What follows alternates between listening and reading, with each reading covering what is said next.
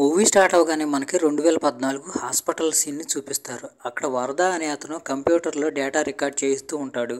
Duty అయిపోయిన తర్వాత వరద అలసిపోయి కారులో ఇంటికి వెళ్తున్నప్పుడు అనుకోకుండా ఒక బైక్తో యాక్సిడెంట్ జరుగుతుంది.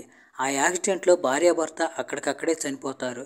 అయితే వాళ్ళ బేబీ మాత్రం ఎలాగోలా ప్రాణాలతో బయటపడుతుంది. కట్ చేస్తే అప్పుడే అటుగా వెళుతున్న వరద హాస్పిటల్ అంబులెన్స్ డ్రైవర్ వరదను ఆ పరిస్థితుల్లో చూసి వరదకి హెల్ప్ చేస్తాడు.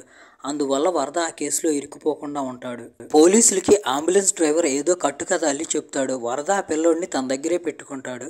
కాసేపటి తర్వాత వరద పక్కకి ఒక వ్యక్తి వచ్చి పెద్ద పెద్దగా ఏడుస్తూ ఉంటాడు. అసలేం జరుగుతుందంటే అతని వైఫ్కి 10 సంవత్సరాల తర్వాత ప్రెగ్నెన్సీ వచ్చింది. అయితే డెలివరీ టైంలో ఆ బేబీ చనిపోయింది. అది చూసి బాధపడిన వరద తన దగ్గరున్న ఆ బిడ్డని అతనికి ఇస్తాడు. దాంతో అతను చాలా సంతోషంగా ఫీల్ అవుతాడు. వరదకు కూడా కొంచెం మనశ్శాంతిగా అనిపిస్తుంది. కట్ చేస్తే స్టోరీ ఇప్పుడు ప్రజెంట్లోకి వస్తుంది. అక్కడ ఆనంద్ విపరీతంగా మందు కొడుతూ ఉంటాడు. అసలు ఏం జరుగుతుందంటే ఆనంద్ గర్ల్ ఫ్రెండ్ ఆనంద్ని వదిలిపెట్టి వెళ్ళిపోతుంది. అది తట్టుకోలేక ఆనంద్ పిచ్చి పిచ్చిగా మందు తాగుతూ ఉంటాడు. అలా మందు తాగుతున్న ఆనంద్ని చూసి ఆనంద్ ఫ్రెండ్స్ కూడా షాక్ అయిపోతారు. ఇంకోవైపు మనకి ఇంటి దగ్గర ఆనంద్ తమ్ముడిని చూపిస్తారు. ఆనంద్ తమ్ముడు సక్సెస్ఫుల్ పర్సన్. అందువల్ల ఆనంద్ వాళ్ళ నాన్న అతని పట్ల చాలా సంతోషంగా ఉంటాడు. అప్పుడే ఆనంద్ ఇంటికి వస్తాడు. ఆనంద్ని చూడగానే అందరి నోళ్ళు మూసుకుపోతాయి. ఒక ఆనంద్ వాళ్ళమ్మే ఆనంద్తో మాట్లాడుతుంది. ఆనంద్ వాళ్ళ నాన్న ఆనంద్ తాగొచ్చాడని విపరీతంగా తిడతాడు. అయితే ఆనంద్ ఏమీ మాట్లాడకుండా సైలెంట్గా వెళ్ళిపోతాడు. కట్ చేస్తే మనకి దివ్య అనే అమ్మాయిని చూపిస్తారు. దివ్య వాళ్ళమ్మ దివ్యతో మాట్లాడుతూ ఈరోజు నిన్ను పెళ్లి చూపులు చూసుకోవడానికి పెళ్లి వాళ్ళు వస్తున్నారు. అనవసరంగా వాళ్ళ ముందు తిక్క మాటలు మాట్లాడబాక అని అంటుంది. అయితే దివ్య వాళ్ళమ్మ మాటలేవి పట్టించుకోకుండా వెళ్తూనే అబ్బాయి వాళ్ళతో మాట్లాడుతుంది.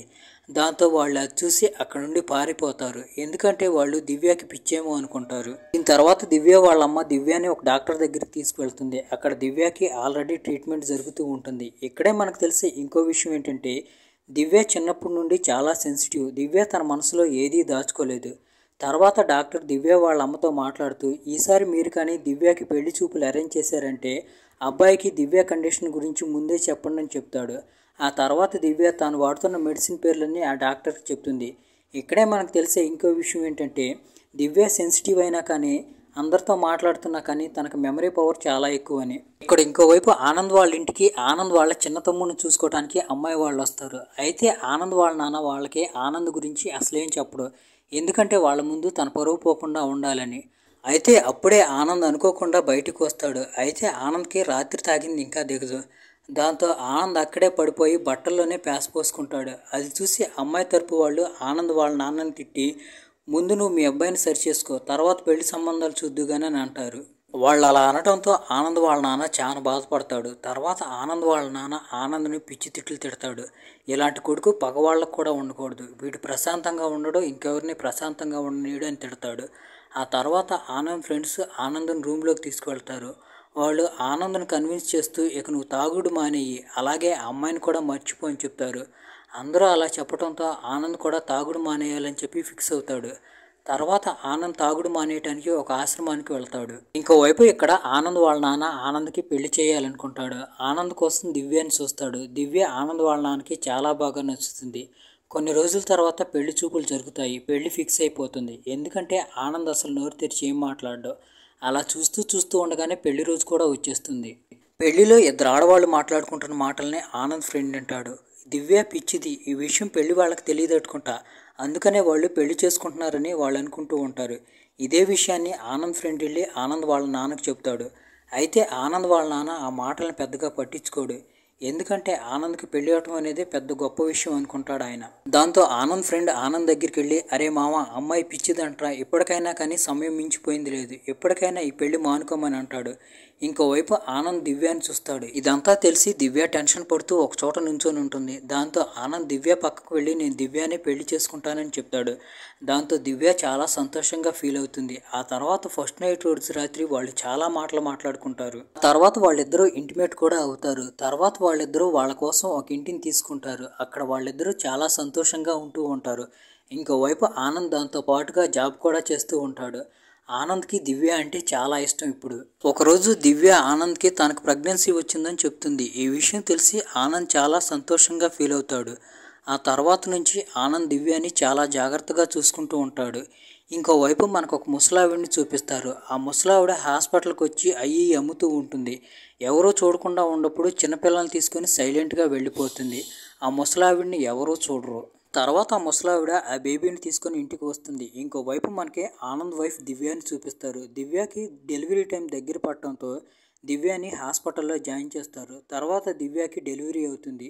దివ్యాకి బాబు పుడతాడు. దివ్య బాబుని దివ్య పక్కనే ఉన్న ఉయ్యాల్లో వేసి దివ్య బాబుని గుర్తుపట్టేలా దివ్యాకి అలాగే దివ్య బాబు చేతికి ఒకే సీరియల్ నెంబర్ ఉన్న ట్యాగ్ని వేస్తారు. ఇంకోవైపు ఆనంద్ వాళ్ళ ఫ్యామిలీ వాళ్ళు టెన్షన్గా బయట ఎదురు చూస్తూ ఉంటారు. దివ్యాకి డెలివరీ అయిందని తెలియడంతో వాళ్ళు సంతోషంగా లోపలికి వస్తారు.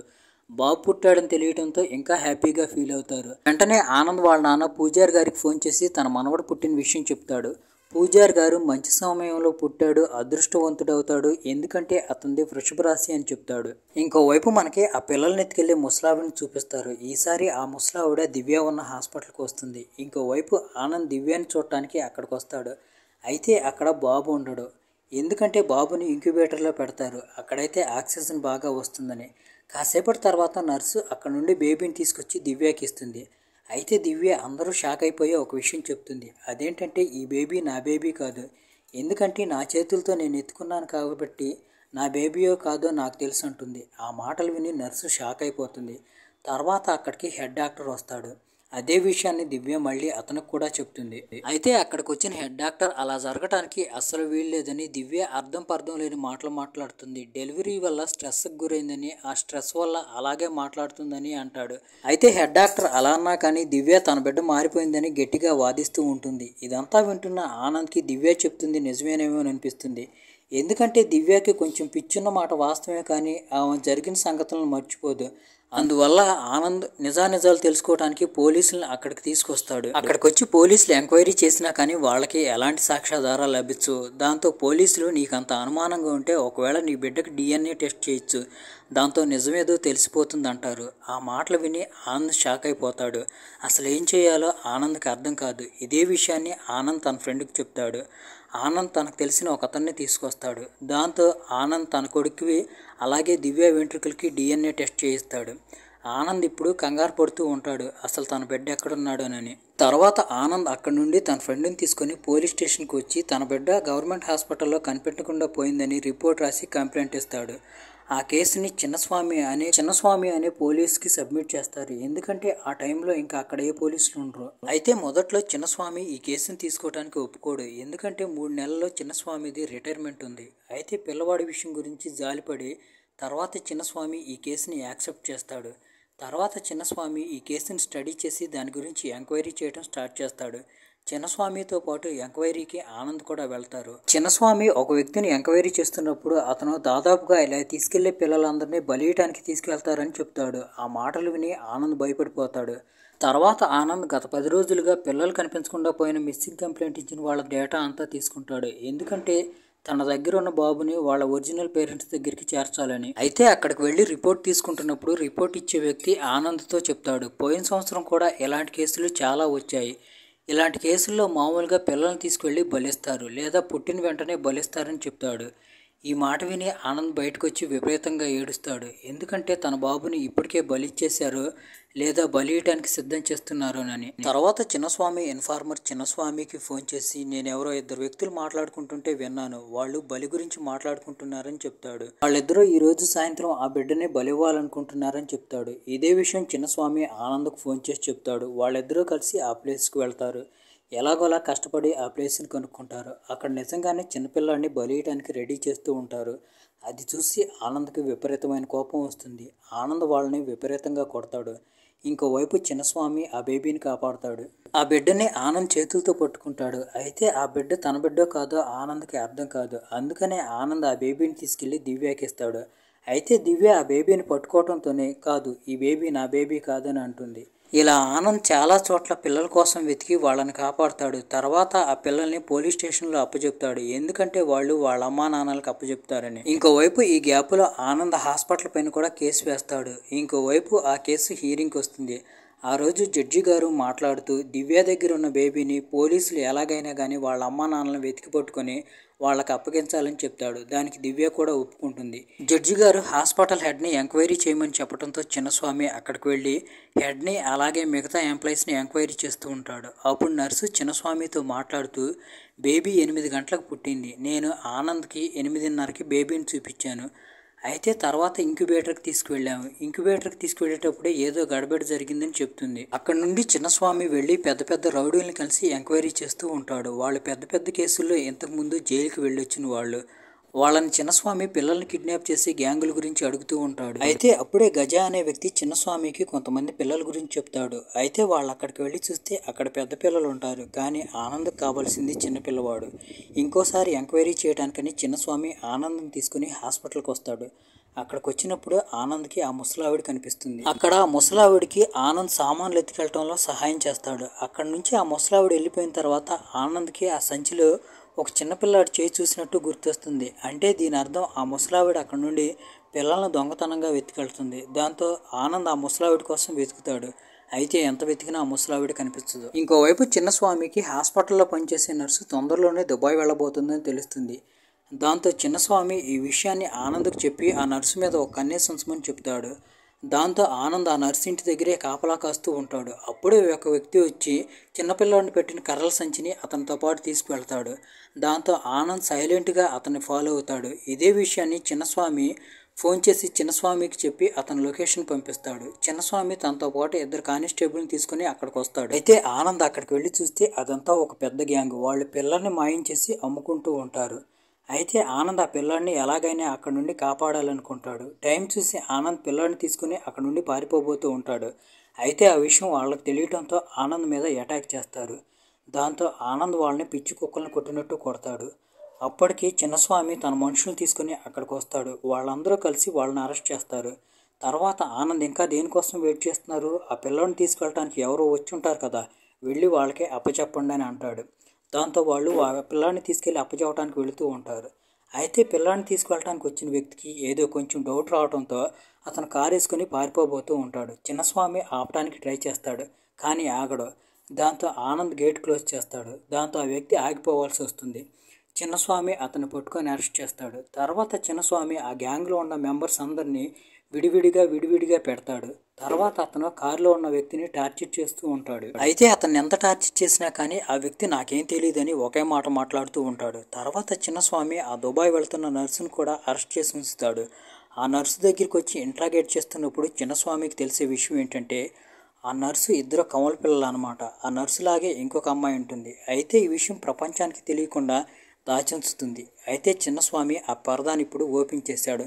చిన్నస్వామి తనని భయపెట్టడంతో చెప్పటం స్టార్ట్ చేస్తుంది. నిజానికి ఆ వ్యక్తి నన్ను దుబాయ్ పంపిస్తానని ఆశ పెట్టాడు. అందుకే నేను ఇలా చేస్తున్నానని చెప్పి ఫోన్లో ఒక ఫోటోని చూపిస్తుంది. ఆ ఫోటో ఎవరిదంటే కారులో వచ్చిన ఆ వ్యక్తిది.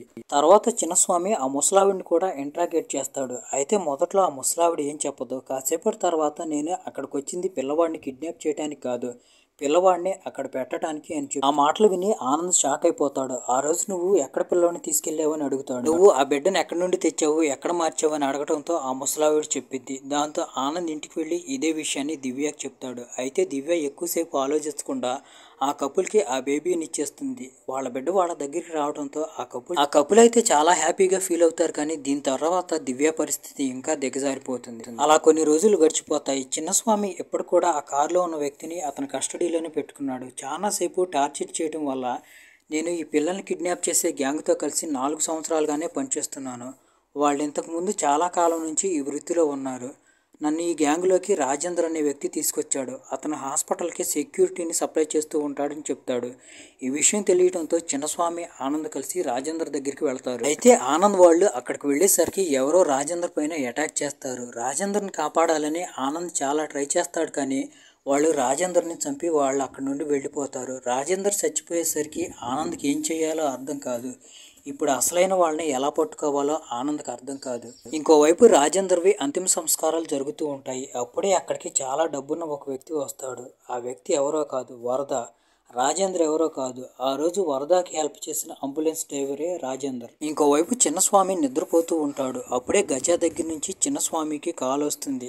ఆనంద్ నా దగ్గరికి వచ్చాడు, ఇక్కడికి రామని. అయితే ఇదే విషయం గురించి అడగటానికి ఆనంద్ గజ దగ్గరికి వెళ్తాడు. దాంతో గజ మనుషులు ఆనంద్ను కొట్టి అతన్ని కట్టేస్తారు. అక్కడికి వెళ్ళిన తర్వాత చిన్నస్వామి గజాతో మాట్లాడుతూ ఆనంద్ను వదిలి ఇంకోసారి ఇలా చేయడని అంటాడు. అప్పుడే ఆనంద్కి గజ దగ్గర ఉన్న మనుషుల్లో రాజేంద్రని చంపిన వాళ్ళ చేతిపై నుండి టాటూ కనిపిస్తుంది. దాంతో ఆనంద్కి విపరీతమైన కోపం వచ్చి నువ్వు రాజేంద్రని ఎందుకు చంపావని వాళ్ళని కొడుతూ ఉంటాడు. కట్ చేస్తే ఇక్కడ నుండి సీను కొన్ని సంవత్సరాల క్రితం పాస్ట్లోకి వెళుతుంది. అక్కడ వరద ఆ రోజు అతనికి ఆ బేబీని ఇవ్వడంతో అతని సంతోషంతో వరదకి చాలా పెద్ద మొత్తంలో బంగారం ఇస్తాడు. అయితే మొదట్లో వరద బంగారాన్ని తీసుకోవాలనుకోడు, కానీ తర్వాత అతనికి బంగారం మీద మోహం పుట్టి ఆ బంగారాన్ని తీసుకుంటాడు. ఆ బంగారంలో కొంచెం రాజేంద్రకి ఇస్తాడు. కొన్ని రోజుల తర్వాత అదే వ్యక్తి వరద దగ్గరికి తనతో పాటు ఇంకో వ్యక్తిని తీసుకొచ్చి ఇతను 5 లక్షలు ఇస్తాడు. కేవలం దానికి బదులుగా అతనికి ఒక బిడ్డ కావాలని చెప్తాడు. ఆ మాటలు వినగానే వరదలో ఉన్న దురాశ నిద్రలేస్తుంది. తొందరగా ఎక్కువ డబ్బులు సంపాదించడానికి ఇదే మంచి మార్గం అనుకుంటాడు. ఇదే విషయాన్ని రాజేంద్రకి చెప్తాడు. రాజేంద్రకి చెప్పడంతో రాజేంద్ర అక్కడున్న ఒక లేడీని రాజీ చేస్తాడు. డబ్బులు ఇస్తారంటంతో ఆ లేడీ కూడా ఒప్పుకుంటుంది. తర్వాత వరద ఆ బిడ్డను తీసుకెళ్ళి వాళ్ళకి ఇస్తాడు. బిడ్డని ఇచ్చినందుకు బదులుగా వాళ్ళు వరదకి 5 లక్షలు ఇస్తారు. వాళ్ళకి బిడ్డనిచ్చాడని చెప్పి వరదని వాళ్ళు దేవుళ్లాగా పూజిస్తూ ఉంటారు. ఇదంతా వరదకి బాగా నచ్చుతుంది. అప్పటి నుండి వరద ఇదే పని చేస్తూ ఉంటాడు. రాజేంద్రతో కలిసి వరద గవర్నమెంట్ హాస్పిటల్లో పనిచేస్తూ ఉంటాడు. అక్కడ పేద తల్లిదండ్రులకు పుట్టిన పిల్లల్ని రాజేంద్ర ద్వారా దొంగతనం చేసి వాళ్ళని డబ్బున్న వాళ్ళకి అమ్మేస్తూ ఉంటాడు. దానికి బదులుగా వాళ్ళు వరదకి డబ్బులు ఇస్తూ ఉంటారు. దాంతో వరద ఈ పని చేయడానికి ఒక టీంని ఏర్పాటు చేశాడు. రాజేంద్ర పిల్లలు పుట్టిన వాళ్ళ డేటా ఇస్తాడు. దాంతో ఆ టీం వాళ్ళు వెళ్ళి ఆ బిడ్డను దొంగతనం చేస్తారు. ఆ తర్వాత వాళ్ళు డబ్బులున్న వాళ్ళకి ఆ బిడ్డను అమ్మేస్తారు. ఈ పనిచేస్తూ వరద కోట్లలో డబ్బులు సంపాదిస్తాడు. తర్వాత అతను రాజేంద్ర చేత ఒక కంపెనీ పెట్టిస్తాడు, క్లౌడ్ కన్సల్టెన్సీ కంపెనీ. దాని ద్వారా హాస్పిటల్ డేటా తెలుసుకొని పిల్లల్ని ఈజీగా దొంగతనం చేయొచ్చు. అలా డేటా స్టోర్ చేయమని వరదకి వేరే హాస్పిటల్ దగ్గర నుంచి కూడా రికార్డులు వచ్చాయి. అప్పుడు వేరే హాస్పిటల్ డేటా కూడా వరద దగ్గర ఉండేది. దాంతో పేద తల్లిదండ్రులు పిల్లల డేటా గురించి తెలుసుకొని వాళ్ళని తీసుకువెళ్ళి వాళ్ళకి అమ్మేస్తూ ఉండేవాడు. ఒకరోజు ఒక ఎన్ఆర్ఐ కపుల్ వరద దగ్గరికి వచ్చి మాకు వృషభ రాశిలో పుట్టిన బిడ్డ కావాలి, ఎందుకంటే ఆ బిడ్డ భవిష్యత్తులో చాలా పేరు ప్రఖ్యాతులు సంపాదిస్తాడు, ఆ బిడ్డకు బదులుగా మేము 2 కోట్లు ఇస్తామని అంటారు. దాంతో వరద వృషభ రాశిలో బిడ్డకు జన్మనిచ్చిన లేడీస్ రికార్డు గురించి చెక్ చేస్తూ ఉంటాడు. అలా చెక్ చేస్తున్న వరదకి 3 పేర్లు దొరుకుతాయి. ఆ 3 పేర్లలో ఒకటి దివ్యది అనమాట. ఆ కుండల్ని పంతులు గారితో చెక్ చేయించడంతో అతను చెప్పిన డీటెయిల్స్ మొత్తం ఆ ఎన్ఆర్ఐ ఫ్యామిలీ వాళ్ళు ఎలా కావాలన్నారో అలా సరిపోతాయి. దాంతో వరద ఒక ప్లాన్ వేస్తాడు. అదేంటంటే ఆ నర్సుకి చెప్పి ఇంక్యుబేటర్లో పెట్టించే టైంలో బేబీని చేంజ్ చేయాలని. అయితే దివ్య తన బిడ్డని గుర్తుపెట్టింది. ఇంకోవైపు పోలీసులు వస్తున్నారని చెప్పి వరద కూడా తెలుస్తుంది. అందువల్లే గజాకి చెప్పి రాజేంద్రని చంపించేస్తాడు. ఇప్పుడు మూవీ మళ్ళీ ప్రజెంట్లోకి వస్తుంది. ఆ ఎన్ఆర్ఐ కపుల్ వరదకి ఫోన్ చేసి మా ఫ్రెండ్కి ఒక అతనికి బాబు కావాలి, అతను ఎంత డబ్బులు కావాలంటే అంత డబ్బులు ఇవ్వడానికి రెడీగా ఉన్నాడని చెప్తాడు. దాంతో వరద రేపు గుళ్ళో కలుద్దామని చెప్తాడు. ఇంకోవైపు దివ్య కూడా అదే గుడికి వస్తుంది. దివ్య బిడ్డని ఏ కపుల్కి అయితే ఇచ్చారో ఆ కపుల్ కూడా అదే గుడికి వస్తారు. అయితే దివ్య దర్శనం చేసుకుంటున్నప్పుడు భగవంతుడిని తన బిడ్డ తనకి తొందరగా దొరికేటట్టు చేయమని చెప్పి కోరుకుంటుంది. ఆ ఎన్ఆర్ఐ కపుల్ కూడా దివ్య పక్కనే నుంచుంటారు. అయితే దివ్యకి ఆ బాబు చూడగానే చాలా బాగా నచ్చుతాడు. ఇంకోవైపు ఆ పిల్లోడు ఏడుస్తున్నప్పుడు దివ్య ఊరుకోబెట్టడానికి ఆ పిల్లోడిని తీసుకుంటుంది. అయితే దూరం నుంచి వరద అదంతా చూస్తాడు. తర్వాత వరద ఎన్ఆర్ఐ కపుల్ని బేబీని తీసుకుని అక్కడ నుండి వెళ్ళిపోమని చెప్తాడు. ఇంకోవైపు చిన్నస్వామి ఆనంద్కి ఫోన్ చేసి వీటన్నిటికీ మాస్టర్ మైండ్ ఒక వ్యక్తి ఉన్నాడు కదా, అతను ఇప్పుడు గుళ్ళో ఉన్నాడని చెప్తాడు. దాంతో ఆనంద్ కూడా గుడికి వెళతాడు. అయితే ఆనంద్ దగ్గర వరద ఫోటో ఉంటుంది. అప్పుడే ఇంకోవైపు దివ్యకి అరే ఈ బిడ్డ నా బిడ్డే కదా అని అర్థమవుతుంది. దాంతో దివ్య ఆనందం చూసి ఏడుస్తూ అంతా చెప్తుంది. దాంతో ఆనంద్ పరిగెత్తుకుంటూ వెళ్ళి వాళ్ళ దగ్గర నుంచి బేబీని లాక్కొని పరిగెత్తుతూ ఉంటాడు. అయితే వరద మనుషులు ఆనంద్ పైన అటాక్ చేస్తారు. అయితే ఆనంద్ ముందు వరద మనుషులను కొడతాడు. ఆ తర్వాత ఆనంద్ వరదాన్ని కొట్టడానికి వరద దగ్గరికి వెళుతూ ఉంటాడు. అయితే అప్పుడే ఎవరో సడన్ గా వచ్చి వరదాన్ని చంపేస్తారు. ఆ వ్యక్తి ఎవరో కాదు, రాజేంద్ర కొడుకు. వరద మీద ప్రతీకారం తీర్చుకోవడానికి అక్కడికి వచ్చాడు. దీంతో ఈ పిల్లల్ని కిడ్నాప్ చేసే కథ కూడా ఇక్కడితో ముగిసిపోతుంది. ఇంకోవైపు దివ్య ఆనంద్ కూడా వాళ్ళ బేబీ దొరుకుతుంది. ఇక్కడితో ఈ మూవీ ఎండ్ అయిపోతుంది.